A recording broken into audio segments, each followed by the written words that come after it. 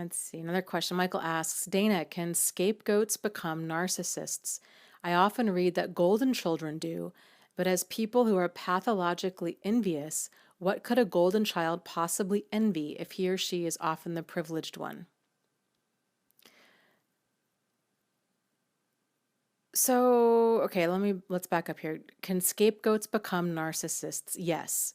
So, again, if a person is undergoing any type of trauma, it's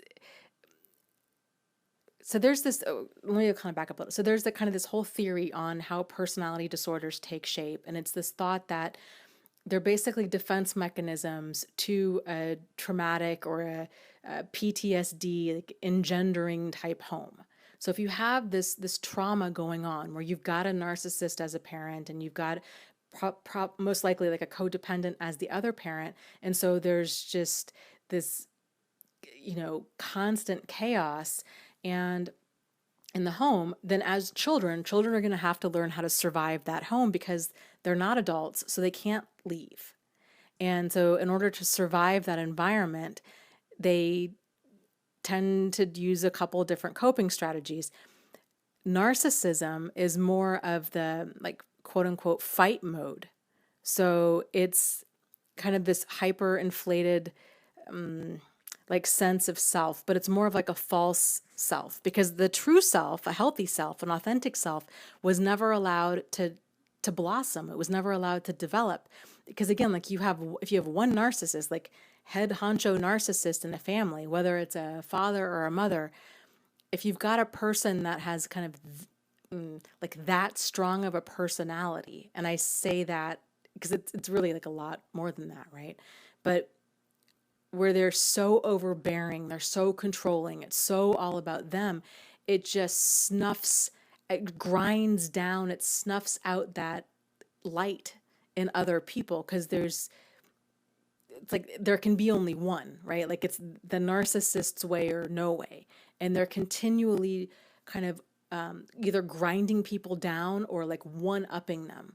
So this is just this constant going on. And so if a child's growing up in that, then they either develop their own fight defense, where they become really angry and really hostile and they take on that me against you attitude, that defense, that mentality, and they become incredibly competitive. Or they go the exact opposite way, which is more of that codependent side, which is more of that people pleasing. So it's like in order to survive this home, I'm going to go along with everything in order to kind of get along. And so this is where you have a lot of like that doormat behavior from people. And so yes, anybody that grows up in any type of traumatic home life, whether or not you're the scapegoat or the golden child, yes, you can become, kind of either way. So it just depends on how that sense of self develops or doesn't develop. It's interesting stuff, and a kid can go either way. It's just bizarre. So golden children, I think their level of narcissism tends to kind of come out of more of like that level of entitlement. Like that they just think they're God's gift because they were treated like literally like they were treated like God's gift, right? And like the narcissist's gift, and they could do no wrong, and they were just given everything, and nothing was ever their fault. And so they never really had to make room for anybody else in their life. It was just always about them. Lots of love to you guys. You are not alone. You are not crazy, and you really can move forward and heal from this.